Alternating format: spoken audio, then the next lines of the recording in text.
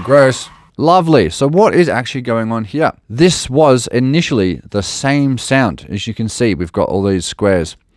I like to try to, come up with a sound when I'm doing my drops, and then I will try to use that as like the foundation, if you will. There's that really cool synthesizer synth plant. You plant seeds. It's kind of like that idea where it kind of comes from one ecosystem. Maybe I'm overthinking it a little bit. But if you generally kind of start your sounds like this, then as crazy as they may become in the end, they've all come from one origin point. Yeah. So this was that same synth, but as you can see here, we've changed the envelope here to make it more plucky, like a snake. Our FM is off because they've turned off the other synths, so we're just coming in with a basic square wave. Where the magic is happening for this sound is in our effects section. So we'll jump up and we'll turn them on one by one. So just a basic square wave. What we have here is our chorus turned on. And I'm doing something quite fun over here. The frequency, which is how many cycles this is happening, I actually turned it on to freeze. So it's frozen those parts in place. And for us, that gives us a really interesting, weird sound. We can change that with the voices. When I designed this, I did this part last. I had the distortion and compression on anyway. Let's chuck on our compressor and take a listen with the multiband on. Very big difference. Lovely. You've seen multiband before. This is pretty much the same settings as the last synth. Distortion, we're hard clipping.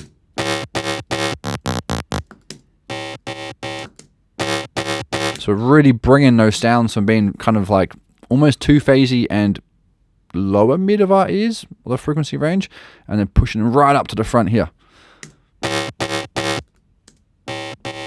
It's a bit of a weird way to think about the sounds, but that's kind of how I guess I interpret it. I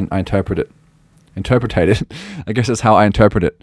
It's pushing it from different places within our ears when using headphones. It's kind of moving it from a bit more subdued to right at the front with that extra distortion. We're bringing in lots more harmonics, uneven harmonics. Cool. Last thing here, reverb. So this reverb has a lot of chorus in it. It's similar to the other one, but no time and no size. So it's a really unnatural sound, almost like it's in like a bathroom or something. And our mix is quite low. Excellent. And the automation you're hearing, the magic is happening over here in our mix. So the mix for our chorus is turning on and off. So this way we have an interesting change. If I was to turn that off entirely, we would just sound like this. Or like this.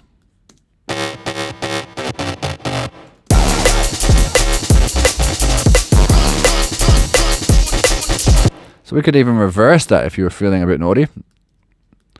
Here's the beauty. There's no right or wrong. We're all just experimenting. Oh dear.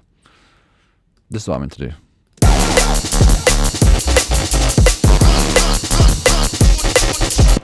It ain't quite right.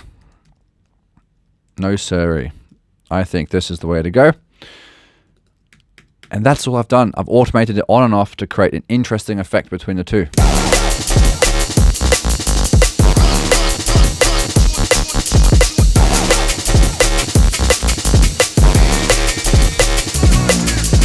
Lovely. You'll also notice the pitch is dropping down. All I've done for that is put our voices up to 12, clicked on our pitch bend wheel to assign it over here, go into our pitch modulation and just drawn a little jump down at the end. Now, I had it repeating on the fourth bar as well, but I found that was too repetitive. So we've kept it going on a bit longer, but I liked it of the last note, so I copied that across.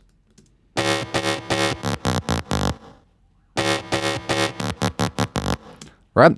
So this is kind of becoming, I guess it's like the motif of our track if you want to be a bit fancy with it. So as the drop progresses, I'll probably keep that pattern and that style of pitch bending down and use it in some different synths. Cool. Sub. With the bass of this sound,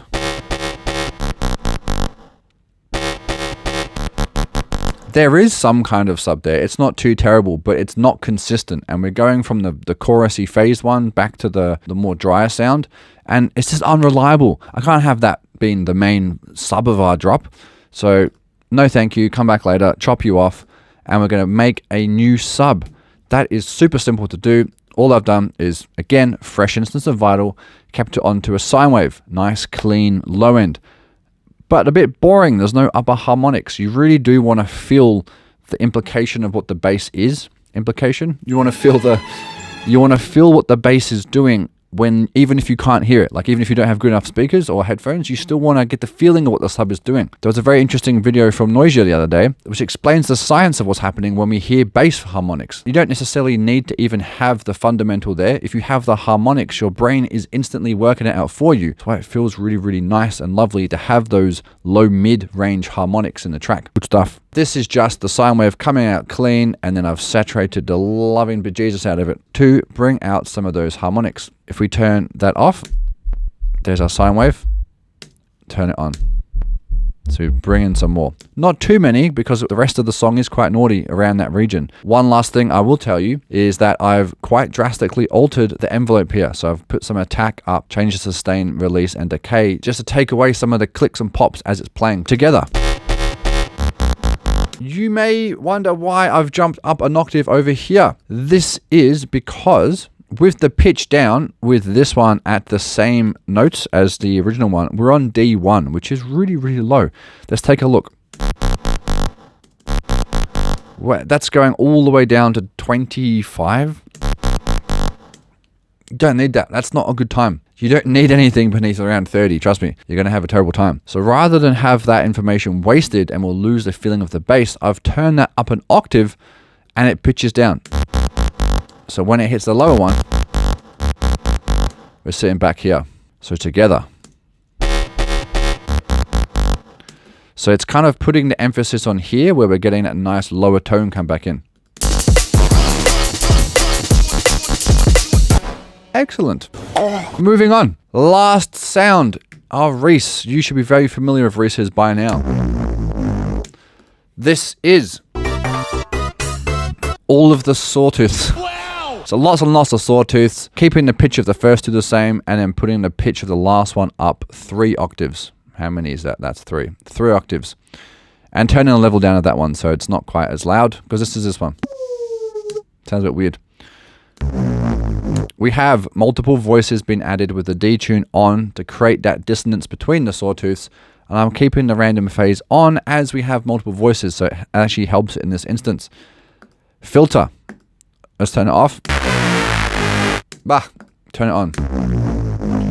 So this time I am selecting all 3 voices. I've driven up my dirty low pass filter, my favorite, and I've just used LFO1 here to move this ever so slightly. If I was to remove that, there's no need for it to be there. How funny is that? Jump into our effects. We have a filter. We are using a notch here.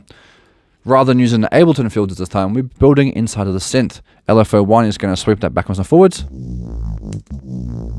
Lovely. Compression, of course, bring it out, but just a single band this time. It's not really doing too much, to be honest, but just keeping our peaks in check a little bit. More heavy lifting is coming from our soft clipping distortion.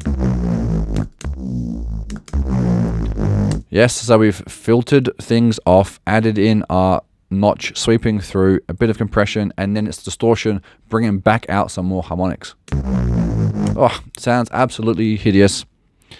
Pitch bend 1 octave, and we're going to select some automation over here and just have it pitch down and sit. We're in this kind of, again, always pushing for that dissonant, alien, uneasy sound with these basses. Don't keep it too on key. Delish. Absolutely delish.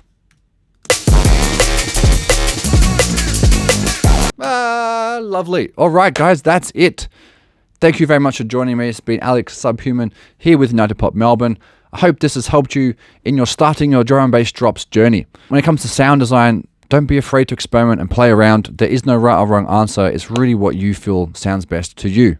Next week, we'll extend this out some more. That's it. That's the end.